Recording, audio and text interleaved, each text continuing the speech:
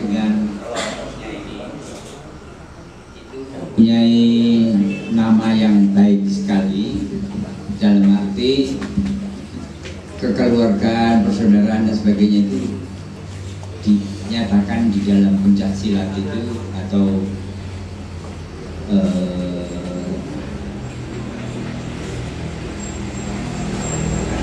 pencak silat dianggap berhasil dalam hal bina persaudaraan.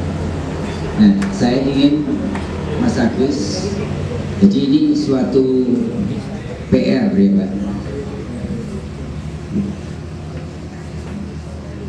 merupakan PR untuk kita semua. Dan nanti kita akan membentuk suatu tim. Ada 3 yang ingin kita buat, pekerjaan buat kita semua. Yang pertama, menginventarisir apa sih adab atau sopan santun di dalam esa. Itu perlu, karena nanti kita jangan mengatakan wong esa kok begini, wong esa kok begini. Jadi ada sopan santunnya. Jadi misalnya kalau ketemu bersalaman tangan dan seterusnya, itu apa sih yang bagus daripada esa ini sebetulnya?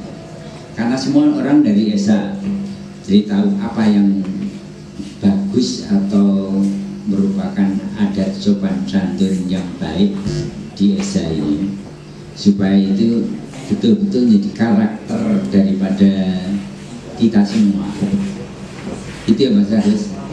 Nanti dipimpin untuk menyusun apa yang baik dan apa yang bisa ditiru, apa yang tidak bisa ditiru, berantem boleh enggak dan sebagainya gitu.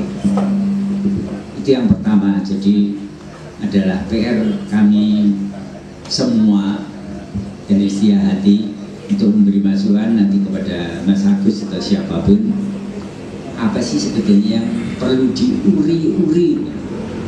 Jadi esa ini harus mulai dulu sampai sekarang, apa yang bagus, apa yang bisa ditiru oleh pencak silat lain, apa yang bisa diterapkan di dalam masyarakat kita, sehingga masyarakat kita diharapkan. Itu yang pertama. Jadi adab atau sopan santun daripada manusia setia hati. Itu yang pertama. Yang kedua adalah karakter.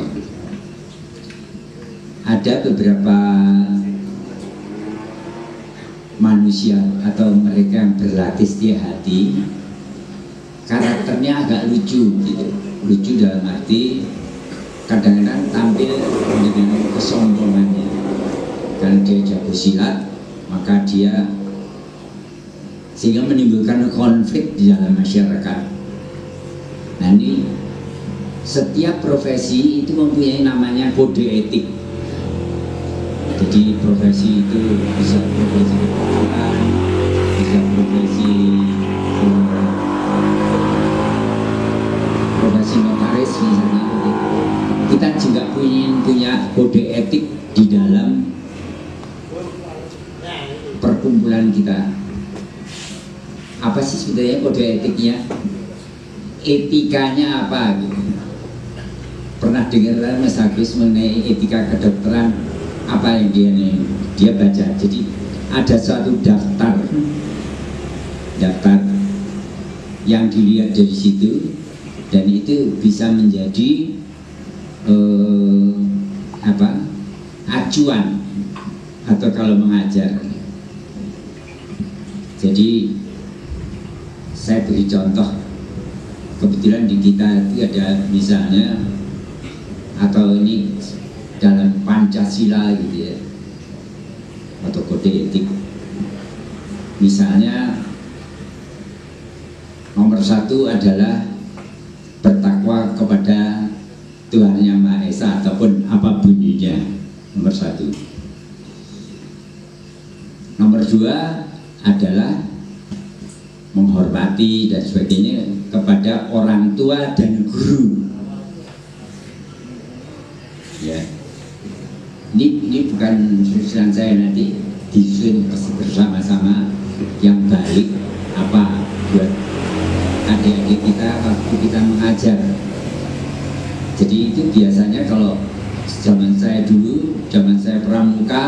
itu baca janji pramuka dan sebagainya.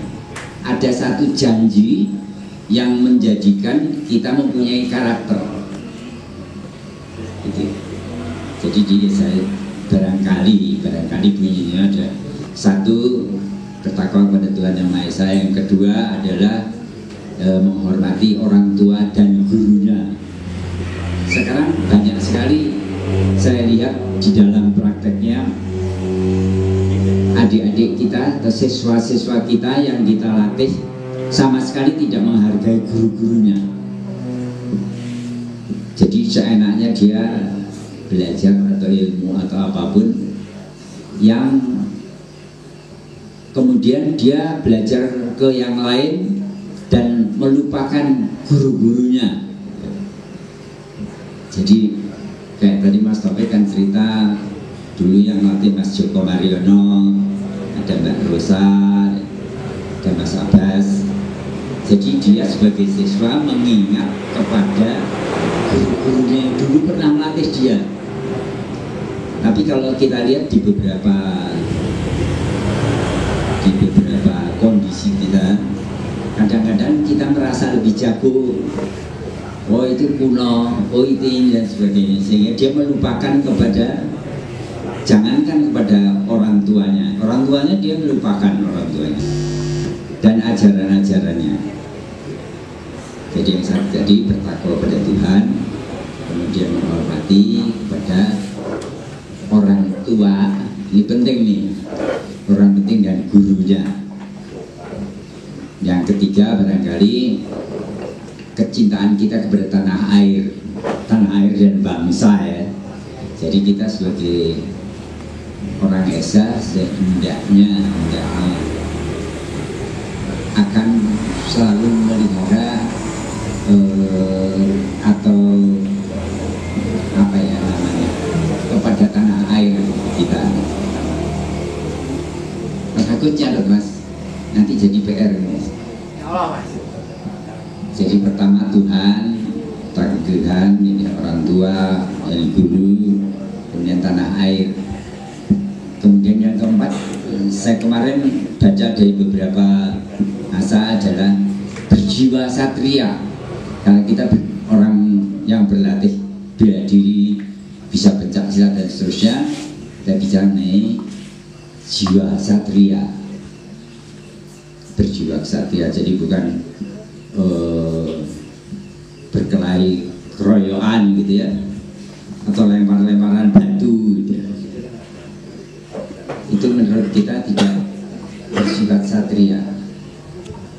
Dan yang kelima saya ingatkan barangkali seperti tujuan daripada setiap yang melatih atau punya latihan, nanti selalu cita-cita kita atau yang surom selain persaudaraan adalah budi luhur. Jadi ada maksudnya kita melatih adalah tentu menjadikan anak-anak kita kemudian menjadi manusia yang berbudi luhur dan yang seperti itu. Jadi ini saya hanya melempar aja, nanti ada satu tim daripada teman-teman atau masukan daripada saudara-saudara saya yang lain untuk bagaimana kita susun suatu kode etik bersama yang pantas dilakukan oleh orang yang bisa. Mana yang nggak pantas, mana yang pantas kan kelihatan. Saya rasa itu. Kemudian itu tadi kedua. Yang ketiga adalah karakter. Karakter apa yang perlu diberikan kepada siswa-siswa kita.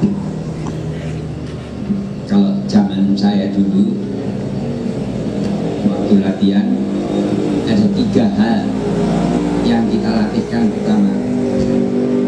Yang pertama adalah tawadu. Tawadu itu artinya nggak sombong.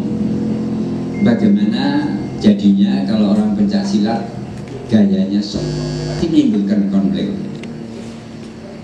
Tawadu. Yang kedua, sabar. sabar, tidak pemarah dan sebagainya. Kalau dikit-dikit marah, bagaimana jadinya kira-kira siswa-siswa kita atau orang-orang yang berlatih pencaksilat SH ini mempunyai jiwa-jiwa yang pemarah. Dan yang ketiga adalah biasanya kalau guru-guru kita dulu bercerita mengenai sifat syukur. Syukur itu selalu mensyukuri keadaan kita. Jadi hanya orang yang bisa berbahagia lah yang bisa bersyukur. Karena tanpa syukur orang nggak akan bisa berbahagia. Nah, kalau dulu kita latihan itu 3 hal ini sangat ditekankan dan dilatih di samping gerakan pencak silat. Tawadu, sober, sabar. Dan yang ketiga adalah syukur. Dan yang di luar itu sebetulnya adalah kalau menikah kita sudah jadi pelatih dan sebagainya, ada 3 hal juga yang perlu diketahui, bahwa etika di antara kita adalah nomor 1, selalu berpikiran baik. Jadi orang-orang yang berpikir bersih, baik itu selalu optimis, berpikir baik. Yang kedua, menjaga silaturahmi. Itu karakter yang perlu dibangun. Kalau kita tidak bisa menjaga silaturahmi di antara kita, ya sudah, nggak usah bersaudara aja gitu. Kemudian yang ketiga, barangkali kalau sudah tingkatan yang pertama adalah untuk siswa naik sedikit menjadi seorang pemimpin, maka yang pertama selalu berpikir positif, kedua selalu menjaga silaturahmi di antara kita, yang ketiga adalah menjaga amanah. Menjaga amanah itu artinya dikasih tugas itu bertanggung jawab. Itu sifat-sifat, saya mengatakan sifat-sifat orang SHR atau sifat-sifat yang baik dari seorang pendekar. Nanti kita bicarakan. Jadi ada 3 mas ya. 1, kita bicara mengenai adab. Apa sih yang Bapak lihat dari tadi, Bapak cerita sejarah banyak. Itu kan sejarahnya. Apa yang bisa ditiru dari mereka-mereka? Bapak nggak pernah cerita. Yang Suro itu zaman dulu mempunyai karakter seperti ini loh. Bagus. Itu yang pertama. Jadi adab atau sopan santun daripada seorang Esa yang pantas itu apa sih? Apa yang bisa ditiru? Kenapa nama Esa kok begitu bagus? Tentu ada yang dikagumi atau diidolakan. Itu yang pertama, adab atau kebiasaan yang baik dan bisa ditiru oleh kita semua. Yang kedua adalah kode etik. Kode etik itu adalah setiap kumpulan itu mempunyai kode etik masing-masing. Kode etiknya, apa yang boleh dan apa yang tidak boleh, itu ada di sana. Dan yang ketiga adalah karakter. Karakter apa yang dibangun oleh, apa kalau sudah pencak silat ya sudah kita lepas, berbahaya malah. Bayangin kalau orang silat kemudian dia pemarah, dikit-dikit marah gitu ya, atau dia tidak pernah bersyukur. Jadi tadi yang pertama adalah sifat-sifat tawadu, tidak sombong. Yang kedua adalah sober. syukur, selalu mensyukuri keadaan kita. Jadi apapun yang diberikan oleh sang pemilik, maka kita selalu bersyukur. Di situ nanti ada kaitannya di sana. Saya minta Pak Joko melanjutkan. Saya membuatkan PR saja untuk teman-teman tiga.